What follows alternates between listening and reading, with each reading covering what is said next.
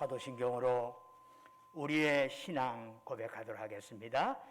나는 전능하신 아버지 하나님 전지의 창조주를 믿습니다.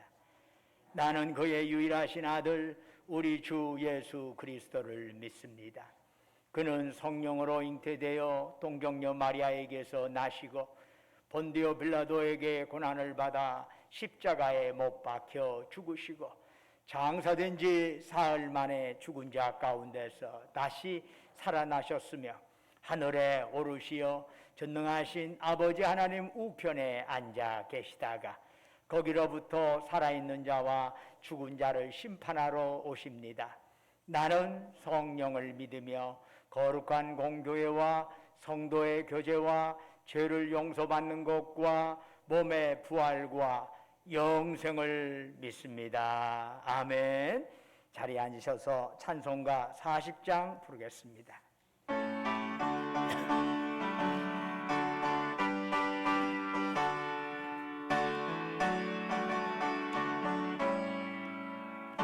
찬송으로 보답할 수 없는 권사랑 주님께 영광 할렐루야. 형제자매 모두 함께 모여 찬송해 주님께 영광 할렐루야. 하나님의 자녀여 크게 찬송 부르며 밝고 거룩한 길로 기쁨으로 나아가 주의 보좌 앞으로 속히 들어가겠네.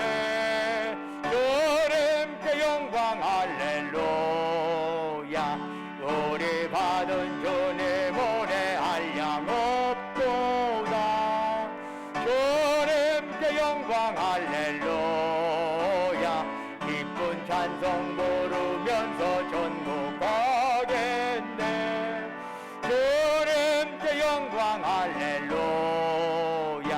하나님의 자녀여 크게 찬송 부르며 밝고 거룩한 길로 기쁨으로 나아가 주의 보좌 앞으로 속히 들어가겠네. 주님께 영광 할렐루야. 잠시 후에 우리 모두 주를 보겠네. 주님께 영광 할렐루야. 영광스러운 보좌 위에 거룩하신 주 주님께 영광 할렐루야. 하나님의 자녀여 크게 찬송 부르며 밝고 거룩한 길로 기쁨으로 나아가 주의 보좌 앞으로 속히 들어가겠네. 주님께 영광 할렐루야. 만국 백성 전국에서 소리 높여서 주님께 영광 할렐루야. 영원토록 주의 공로 찬양하겠네. 주님께 영광 할렐루야. 하나님의 자녀여 크게 찬송 부르며 밝고 거룩한 길로 기쁨으로 나아가 주의 보좌 앞으로 속히 들어가겠네. 주님께 영광 할렐루야. 예배를 위해서 송성봉장님이 나오셔서 기도하십니다.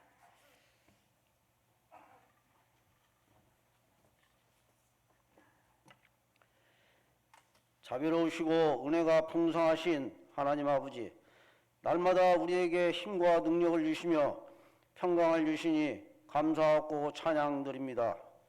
오늘 또 신광교회에 함께 하셔서 때마다 일마다 평강의 은혜로 채워주시니 감사드립니다. 십자가에서 피 흘리시고 죽으심으로 우리를 하나님과 화목하게 하신 주님의 사랑과 은혜에 진실로 감사와 찬양을 드립니다. 하나님 아버지, 지난 일주일도 세상 속에서 살면서 하나님의 뜻과 말씀대로 살지 못하고 저희들 고집대로 살아왔음을 이 시간 고백하오니 저희들의 죄를 용서하여 주시옵소서. 세상에 나아가 소금과 빛이 되라 하셨는데 그렇지 못하였고, 화평케 하는 자는 복이 있다고 하셨는데 그렇지 못하였고, 말씀을 주야로 묵상하며 기록된 대로 다 지켜 행하라 하셨는데 그렇지 못하였음을 이 시간 회개하오니 주님 용서하여 주시옵소서. 하나님 아버지, 우리 신광교회 성도님들 한 분 한 분 지켜주시어 질병으로 치료받으시는 분들 완전히 회복될 수 있도록 주님의 보혈로 깨끗이 씻어 주시옵소서. 재물을 잃는 것은 조금 잃는 것이요, 명예를 잃는 것은 많이 잃는 것이요, 건강을 잃는 것은 전부 다 잃는 것이라는 말도 있습니다. 연로하신 성도님들, 주님이 부르시는 그날까지 건강한 몸으로 주님을 섬기고 교회를 섬기고 가족들을 돌보실 수 있도록 은혜 베풀어 주시옵소서. 하나님 아버지, 신광교회 교육부를 위하여 기도드립니다. 여호와를 경외하는 것이 지혜의 근본이요, 거룩하신 자를 아는 것이 명철이라고 말씀하셨사오니, 자라나는 어린 새싹들, 중고등부 학생들, 여우수와 청년대 학생들, 하나님의 말씀과 은혜 안에서 성장하게 하여 주시옵소서. 하나님 아버지, 우리나라를 위하여 기도드립니다. 내년 대선을 앞두고 온 나라가 정치 문제 때문에 시끄럽습니다. 누구 말이 맞는지 누구 말이 틀리는지 우리 국민들은 혼란스럽기만 합니다. 자기 자신만을 위하여 욕심부리지 않게 하여 주시고, 정말로 국민들을 위하여 헌신 봉사하는 정치인들이 되게 하여 주시옵소서. 하나님 아버지, 전 세계적으로 코로나 바이러스는 더욱 확산되고 있습니다. 이런 상황 속에서 세상과 환경의 마음을 빼앗겨 두려워하지 말고 하나님이 주신 능력과 사랑과 절제하는 마음으로 이 세상 살아가게 하시옵소서. 코로나19가 완전히 물러나게 하나님 역사하여 주시옵소서. 오늘 말씀을 선포하시는 목사님께 성령의 기름 부어 주셔서 그 말씀을 듣는 저희들 생기를 얻게 하여 주시고, 이 세상 살아갈 때 무슨 일을 만나든지 두려워하지 않게 하여 주시고, 강하고 담대하게 살아갈 수 있도록 힘과 믿음을 주시옵소서. 이 모든 말씀 우리를 보호하시고 늘 지켜주시는 주 예수 그리스도의 이름으로 기도드립니다. 아멘.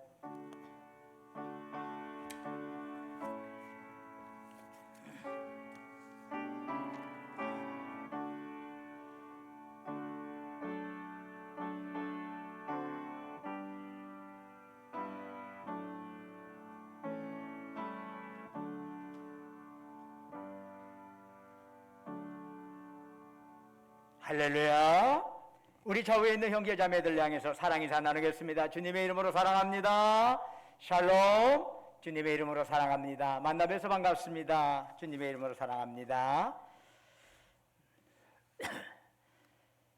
교회 소식 전해드리겠습니다. 전주신광교회 소통회장을 우리가 마련하려고 그러는데, 예전에 이걸 하려 했는데 4단계, 거리두기 4단계로 격상되면서 이것을 일정을 뒤로 미루었습니다. 현재 3단계가 되었기 때문에 교회 현안 문제를 허심탄회하게 대화하는 그런 소통회장을 만들려고 합니다. 구역장, 인도자, 속회 임원들뿐만 아니라 여기에 참여하고자 하시는 교우들도 참여할 수 있습니다. 9월 26일 추석 다음 주일에 오후 예배 2부 예배 마치고 나서 12시 30분에 제2 예배실에서 거기에서 소통회장을 마련하려고 합니다. 이건 회의가 아닙니다. 어떤 안건을 결의하고 토의하고 결의하는 자리가 아닙니다.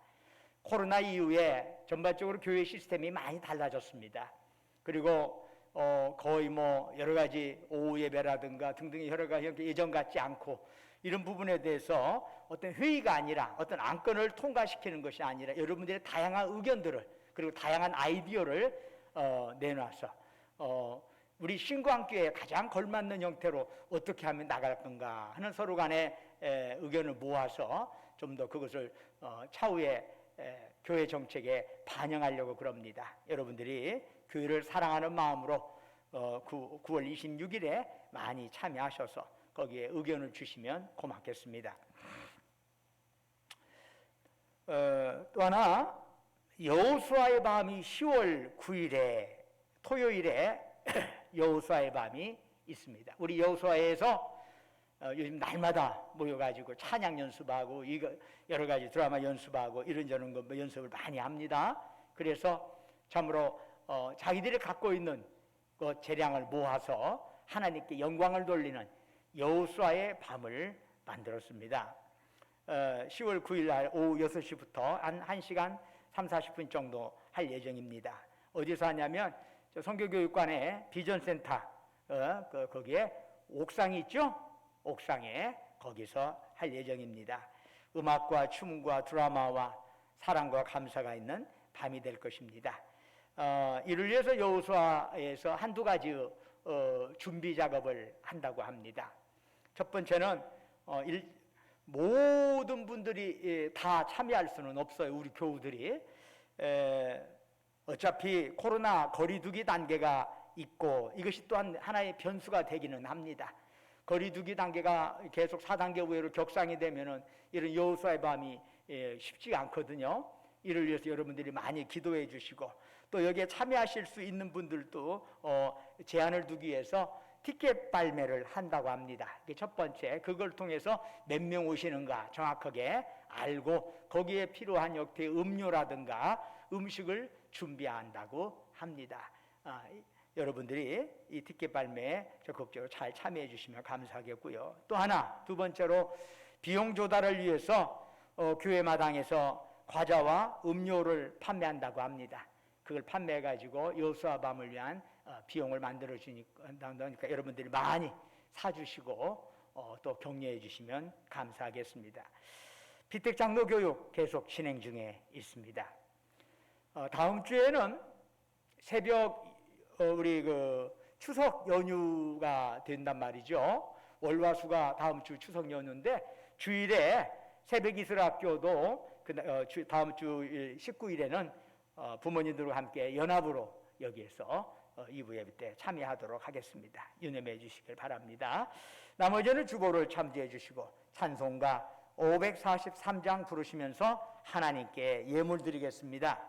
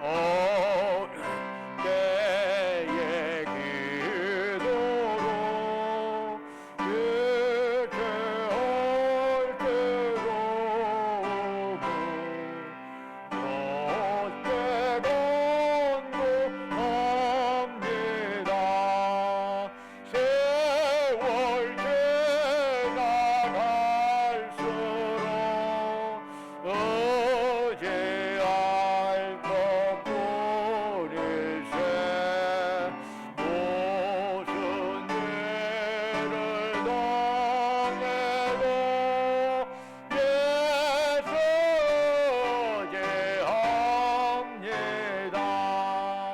생명의 설 동안에 예수제합니다.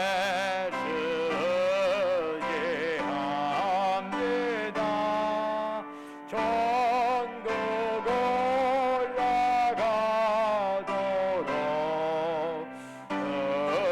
의지하고 보내세. 세월 제가 갈수록 의지할 것 보내세. 무슨 일을 당해도 예수제합니다.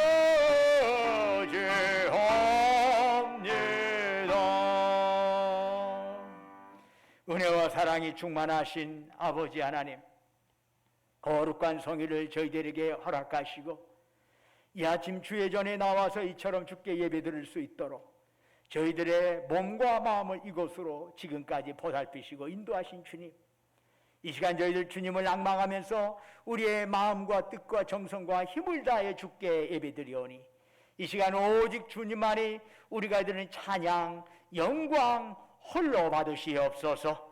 참으로 이 예배가 우리 하나님께 영광이요 예배드리는 우리 모두에게 은혜와 기쁨 충만한 자리가 되기를 원합니다.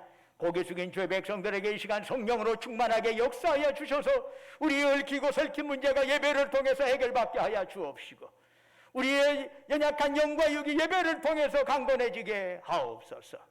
아버지 하나님, 오직 주님만이 이 시간 저희들을 주관하시고 인도하여 주옵소서. 지난 한 주간도 주님의 은혜 안에 살게 하시고 오늘 거룩한 성일 맞이하여 주 앞에 나올 때 우리의 정성을 담아 소중한 물질을 주께 바치게 하심을 감사드립니다. 주님께서 우리에게 베풀으신 사랑, 은총 생각하면서 예물 드리오니 주여 받으시고 바치는 심령 후에 큰 복을 내려 주옵소서. 11조를 주께 드립니다. 범사에 감사해서 범사 감사한금 드립니다. 우리의 삶의 여정 곳곳에 하나님의 손길 기억하면서 각가지 제목을 가지고 특별 감사한금 드립니다. 매주마다 주님과 약조했던 주정금 바칩니다. 너희는 땅끝까지 가서 내 증인 되어라 주의 말씀 가슴에 새기면서 해외 선교금, 국내 선교금 바치옵니다. 우리 주변의 어려운 이웃들을 생각하면서 긍휼의 마음을 담아서 사랑 나눔원금 바칩니다. 또한 각자의 처지와 형편에 따라 서원하며 간구하며 하나님께 예물 드리오니 주여 받으시고 바치는 심령 그들의 기도의 제목 후에 하나님께서 놀랍게 응답하여 주시옵소서.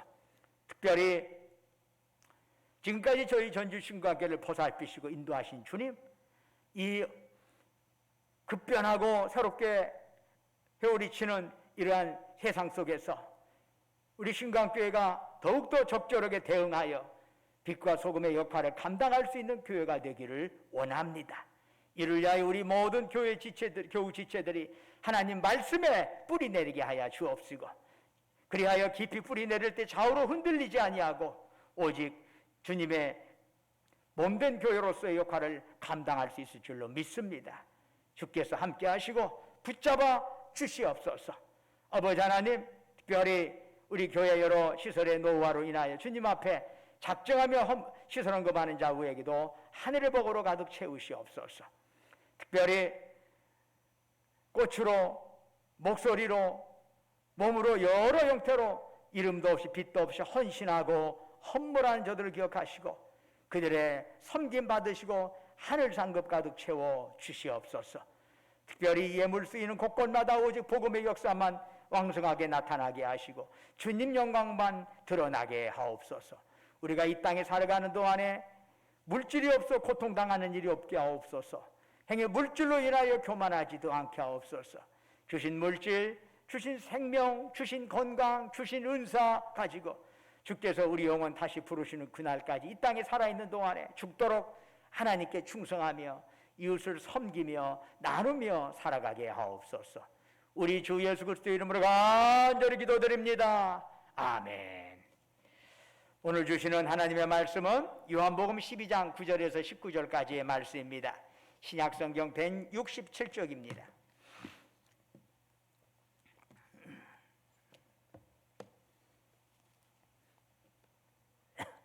12장 9절부터 19절까지 저와 여러분이 한 절씩 교독하도록 하겠습니다. 12장 9절입니다. 유대인의 큰 무리가 예수께서 여기 계신 줄을 알고 오니 이는 예수만 보기 위함이 아니요 죽은 자 가운데서 살리신 나사로도 보려 함이러라. 대제사장들이 나사로까지 죽이려고 모이하니 나사로 때문에 많은 유대인이 가서 예수를 믿음이러라. 그 이튿날에는 명절에 온 큰 무리가 예수께서 예루살렘으로 오신다는 것을 듣고 종려나무 가지를 가지고 맞으러 나아가 외치되 호산나 찬송하리로다. 주의 이름으로 오시는 이 곧 이스라엘의 왕이시여 하더라. 예수는 한 어린 나귀를 보고 타시니 이는 기록된 바 시온 따라 두려워하지 말라. 보라 너희 왕이 나귀 새끼를 타고 오신다 함과 같더라. 제자들은 처음에 이 일을 깨닫지 못하였다가 예수께서 영광을 얻으신 후에야 이것이 예수께 대하여 기록된 것임과 사람들이 예수께 이같이 한 것임이 생각났더라. 나사로를 무덤에서 불러내어 죽은 자 가운데서 살리실 때에 함께 있던 무리가 증언한지라. 이에 무리가 예수를 맞으면 이 표적 행하심을 들었음이라. 함께 읽겠습니다. 바리새인들이 서로 말하되 볼지어다 너희 하는 일이 쓸데없다. 보라 온 세상이 그를 따르는도다 하니라. 아멘. 오늘 이 예배에 참여한 여러분 모두에게 하나님이 예비하신 복과 평강이 충만하기를 주의 이름으로 축원합니다. 6월절, 예수님께서 마지막 6월절을 보내는 엿새 전에 예수님께서는 베다니에서 하루를 묵으셨습니다. 그리고 그 다음날 베다니에서 10km 떨어진 예루살렘으로 향하셨습니다. 그 과정에 어떤 일이 일어났습니까? 6월절은 유대인들의 가장 큰 절기 중에 하나입니다. 이때가 되면 이스라엘 전역에서 심지어 해외로부터 수많은 사람들이 예루살렘으로 모여들어 6월절 축제에 참석을 합니다. 막당에서 오는 게 아니라 미리 여유롭게 옵니다. 여유롭게 와서 6월절 예배에 참석하려면 자기 몸에 정결례식, 몸과 마음을 깨끗하게 해야 하거든요. 그래서 정결례식을 일일이 다 거쳐. 그래갖고 미리 준비를 하는 거예요. 그리고 나서 6월절 예배에 참석하는 거죠. 그런데 그 많은 사람들이 예루살렘에 입성하시는 예수님을 열렬히 환영하는 겁니다. 처음에 이들은 이번 명절에는 예수님을 볼 수가 없을 것이다 이렇게 생각을 했습니다. 그 이유는 대제사장과 바리새인들이 이미 예수님을 죽이기 위해서 체포령을 내렸기 때문입니다. 그런데 오지 않으리라고 여겼던 예수님께서 예루살렘에 입성하신다네, 이 소문이 삽시간에 퍼지게 됩니다. 소문을 들은 사람들은 너나 할 것 없이 모두 거리로 뛰쳐나왔습니다. 그리고 그들은 주님을 향하여 종려나무 가지를 흔들었습니다. 종려나무는 승리를 상징하는 것이지요. 그것을 예수님을 향하여 흔들었다는 건 뭐지요? 예수님, 당신은 승리자이십니다 라고 말한 거지요. 또한 그들은 외쳤습니다. 호산나를 외쳤습니다. 호산나라는 뜻은 우리를 구원하소서라는 뜻입니다.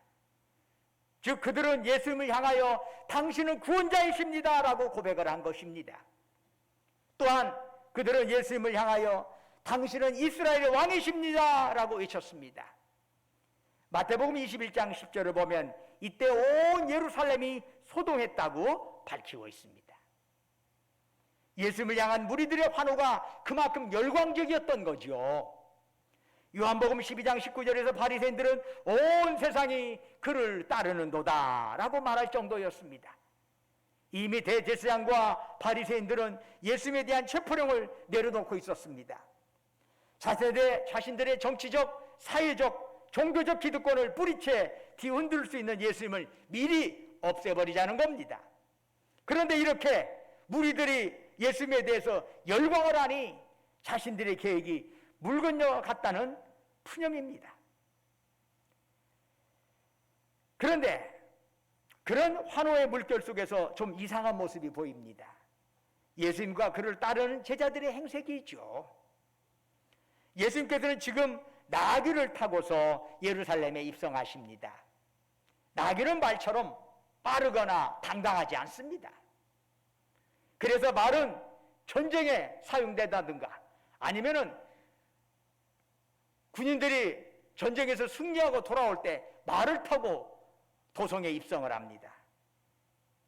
그런데 이와 달리 나귀는 성경에서 자주 평화를 상징하는 것으로 사용이 됩니다. 예수님께서 말이 아니라 나귀를 타셨다는 것은 당신이 평화의 왕이심을 선포하는 것이었습니다. 그러면 예수님께서 입고 다니시는 옷은 어떤 것인가요? 화려한 골룡포가 아닙니다. 가난한 갈릴리 천민의 옷 그대로입니다.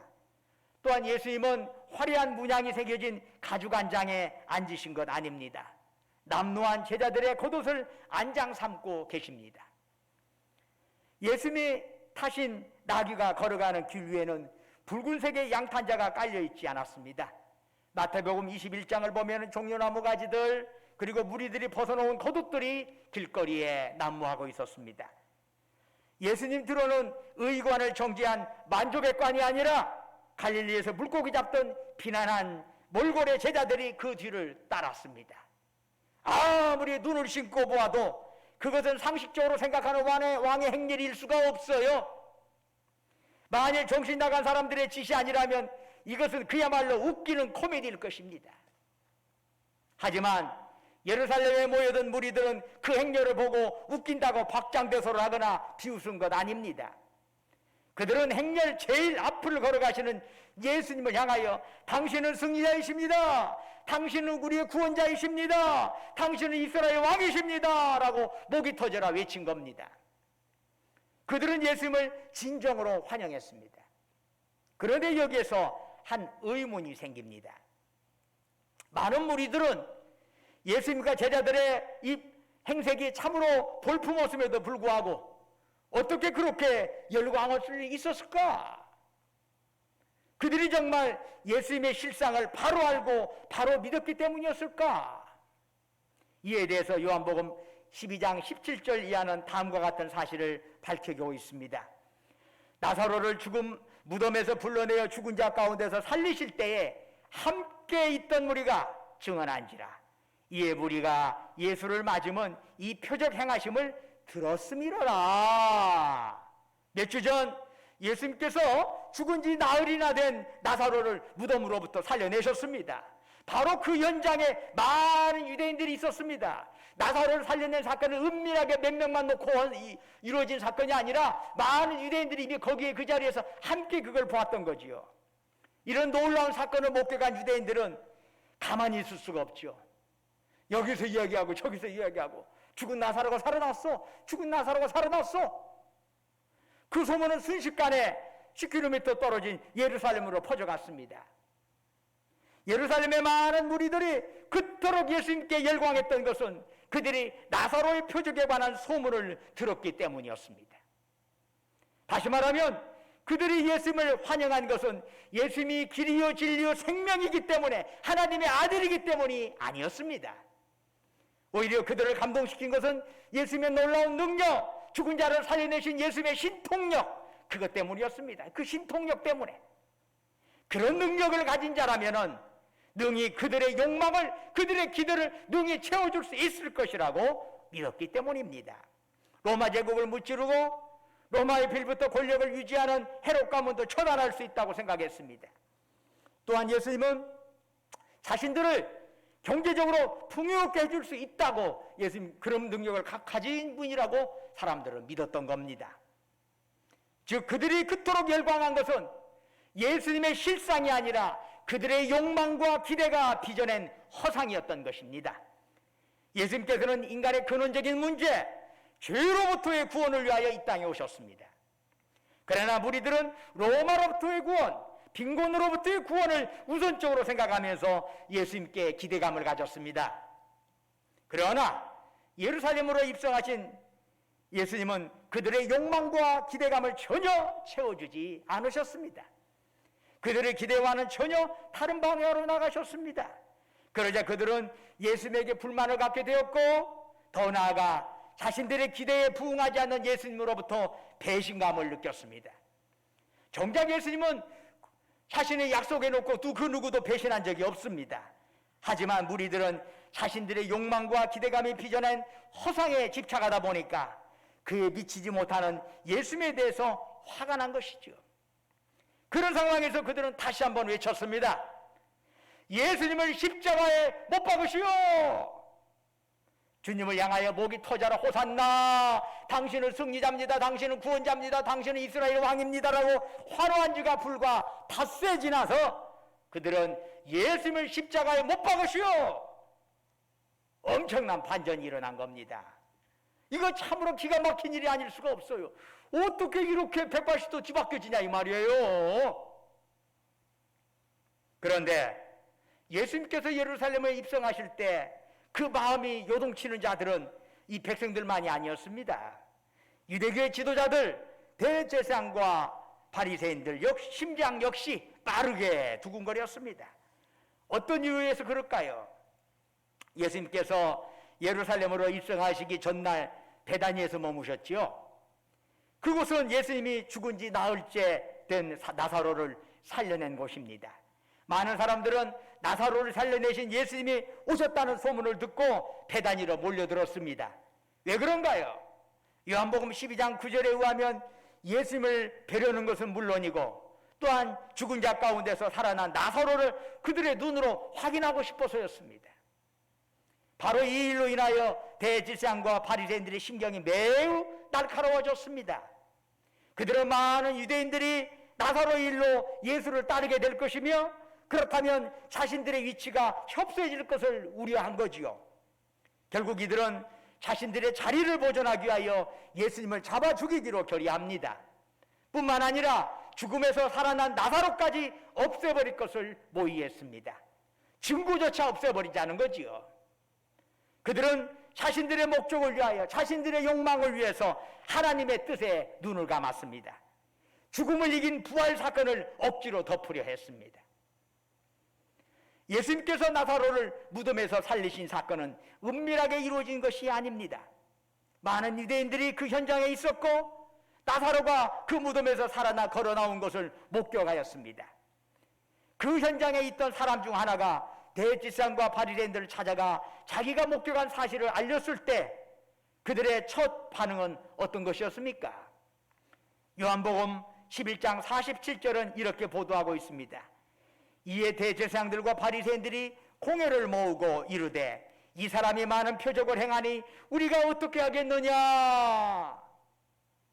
우리가 어떻게 하겠느냐? 뭐 어떻게 하기는 뭐 어떻게 합니까? 그 해답은 너무나 간단합니다. 죽음과 무덤으로부터 인간을 자유케 하시는 그 예수님을 믿으면 되는 겁니다. 뭐 복잡하게 생각해. 죽음을 이긴 사람이 누가 있어요? 없잖아요. 그런데 그렇게 그것을 보였다면 그분을 믿으면 되는 겁니다. 우리 인생은 모두가 죽음 앞에서 막막한 존재들 아닙니까? 그것을 이긴 자를 그렇기 때문에 믿는다는 것은 너무나 자연스러운 일이 아닐 수 없습니다. 그러나 그들은 그렇게 하지 않았습니다. 요한복음 11장 48절은 이렇게 전하고 있죠. 만일 그를 이대로 두면 모든 사람이 그를 믿을 것이요 그리고 로마인들이 와서 우리 땅과 민족을 빼앗아 가리라. 그들은 나사로가 죽음에서 되살아난 이야기를 들으면서도 자신의 삶을 진실되게 돌아보지 않았습니다. 그들은 행여 모든 유대인들이 예수를 믿고 따라 나선다면 그들이 누리던 종교적 기득권이 상실되지는 않을까 크게 염려가 되었던 겁니다. 게다가 얼토당토하는 또 다른 그따위의 걱정과 근심을 또 이야기합니다. 예수님께서 무리를 선동해서 로마에 대항하기로 한다면 그들이 로마로부터 위임받았던 권리나 권력이나 사회적 지위가 다 박탈당하지 않을까? 우리 땅과 민족을 다 빼앗아가리라. 예수님 때문에 우리나라가 망해. 예수님이 자꾸 믿으면 예수님 우리나라 망해버려. 이런 식의 힘 논리를 펴가고 있는 것입니다. 말도 안 되는 것입니다. 예수님 뒤에 무슨 권력이 있습니까? 예수님에 무슨 군대가 있습니까?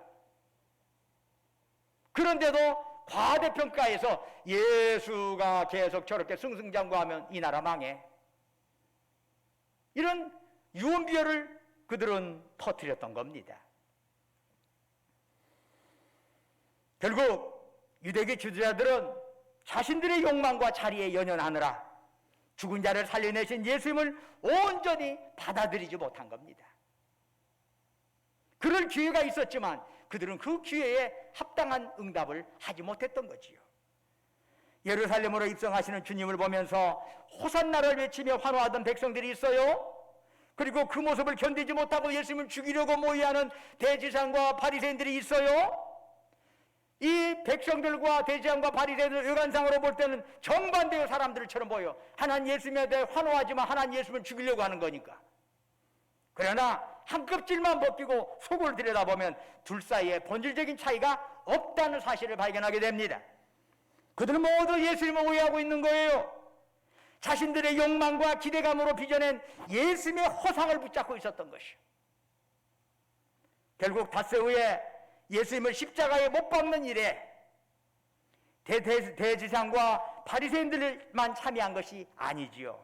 바로 그 자리에 예수님께 열광하던 백성들 역시 예수님 십자가에 못 박는 일에 함께 동참했다는 사실을 여러분 알아야 합니다.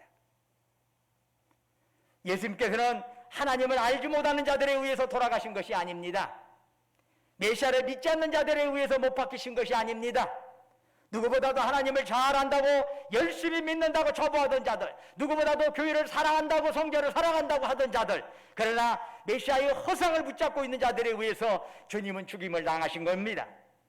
그러므로 차라리 주님을 모르는 자보다 주님을 잘못 아는 자들, 자기가 믿고 싶은 대로 주님을 믿는 자들이 사실 더 무섭습니다. 자신의 욕망과 본능을 주님께 투사시켜서 끊임없이 주님의 허상을 빚어내는 그리스도인들은 주님을 믿는 것 같으나 사실은 주님의 이름으로 포장된 나 자신이라고 하는 우상을 섬기고 있는 것입니다. 내 생각대로 주님을 보고 내 생각대로 주님께 기대감을 가집니다. 우리를 향한 주님의 뜻 관심 없습니다. 그러다 보면 어떻게 됩니까? 내가 기준이 되고 내가 모든 것 판단하고 내가 진리의 척도가 됩니다. 결국 내가 하나님이 되어버리는 것입니다. 아담과 하와가 처음 범했던 죄의 내용이 뭐예요? 그들이 선악과를 따먹은 이유가 뭐예요? 하나님처럼 되고 싶어서 그래요. 인간의 본질에는 자기가 모든 것을 척도하고 자기 기준이 절대화하는, 자기 생각을 절대화하는 그런 생각을 갖고 있어. 그렇게 하려고 하는 것, 자기들에게 익숙한 것, 자기들에게 자기 옳다고 생각하는 것을 절대화하려는 경향이 있어. 이것은 내가 신이 되는 경향이죠. 원죄적인 속성이라고 할 수 있습니다. 그러나 여러분, 욕망 속에서는 진리의 소리를 들을 수 없습니다. 욕망을 따르는 세상 풍조에 휩싸여도 진리는 들리지 않는 법입니다. 진리를 듣기 위해서는 우리가 먼저 자신의 욕망과 세상 풍조를 벗어날 수 있어야 합니다. 사도 바울은 갈라디아서 5장 24절에서 우리 그리스도인들이 나아가야 할 방향에 대해서 이렇게 명시합니다. 그리스도 예수의 사람들은 육체와 함께 그 정욕과 탐심을 십자가에 못 박았느니라. 우리가 진정한 그리스도인, 주님의 참된 제자가 되고자 한다면 우리는 먼저 우리의 욕망과 정욕과 탐심을 십자가에 못 박아야 할 것입니다. 왜냐하면 나의 정욕과 욕망을 못 박는 것은 내가 이제까지 빚어왔던 예수님의 허상을 못 박는 것이요, 동시에 십자가에 달리신 예수님의 실상을 만나는 유일한 길이기 때문입니다. 나를 못 박는 자는 더 이상 주님을 못 박지 않습니다. 그러나 나를 못 박지 않으면 우리는 예수 이름으로 주님을 다시 못 박게 됩니다. 주님께서는 마태복음 16장 24절에서 분명히 말씀하시지요. 누구든지 나를 따라오려거든 자기를 부인하고 자기 십자가를 지고 나를 따를 것이니라. 주님을 따르는 것은 각자에게 주어진 자기 십자가를 지고 따르는 것입니다. 진리를 흐리게 하는 나의 욕망과 탐심을 못 박는 것입니다. 바로 그럴 때 죽음을 이긴 부활의 역사가 우리의 삶 속에 나타날 줄로 믿습니다. 사랑하는 전주신광교회 여러분, 내 뜻이 아니라 주님의 뜻, 내 기대가 아니라 주님의 기대를 따름으로써 부활 생명의 역사가 여러분 모두에게 일어나기를 주의 이름으로 축원합니다. 은혜와 사랑이 충만하신 아버지 하나님, 우리가 믿음 생활 10년, 20년, 30년, 40년 해왔습니다.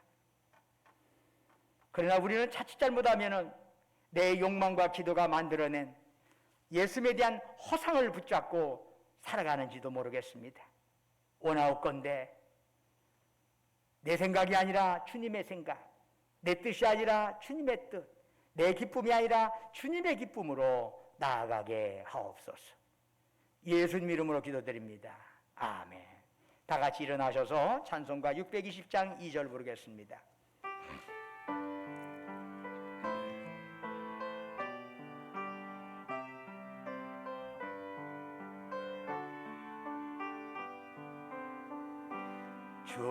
주님을 또 다시 헤아리기 어렵더라도 언제나 주 뜻 안에 내가 있음을 아노라. 사랑과 말씀들이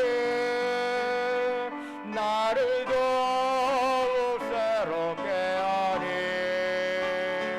때로는 넘어져도 죄의 승리를 믿노라. 이 믿음도 굳세라. 주가 지켜주신다.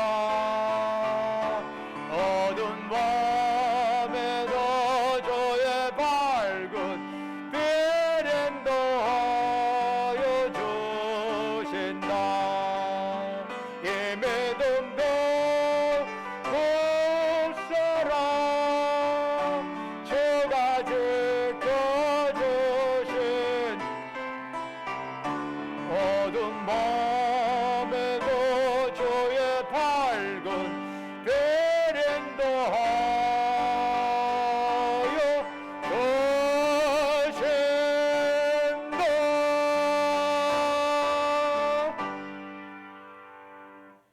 이제는 우리를 사랑하사 우리를 구원하기 위하여 하늘 보좌 버리시고 낯그너진 이 땅에 사람의 몸으로 오셔서 우리의 죄를 대속하기 위하여 십자가의 보혈을 흘려 죽으셨다가 사흘 만에 부활하신 우리 주 예수 그리스도의 은혜와 당신의 독생자를 이 땅에 보내시기까지 하셨던 아버지 하나님의 크고 깊고 넓으신 그 사랑과 오늘 또 우리 가운데 역사하셔서 우리의 연약함 강건함으로 바꾸시고 우리의 부족함 충만함으로 채워주시고 우리의 탄식과 좌절과 눈물을 소망과 기쁨과 감사로 바꿔주시는 성령님의 역사가 참으로 세월이 흘러가는 만큼 우리의 탐심과 욕망으로 젖어들어 있는 예수의 허상을 내려놓고 예수님의 실상, 그분의 뜻, 그분의 말씀, 그분의 나아가는 길, 우리가 각자에게 지어지는 자기 십자가 지고 그렇게 걸어가겠느라고 다짐하는 사랑하는 주의 백성들, 그들이 속해 있는 가정, 직장, 사업장 위에 외지에서 공부하느라 직장 다니느라 군복무하느라 수고하는 우리 아들, 딸들 위해 지금부터 영원토록 함께 하시기를 간절히 축원하옵나이다.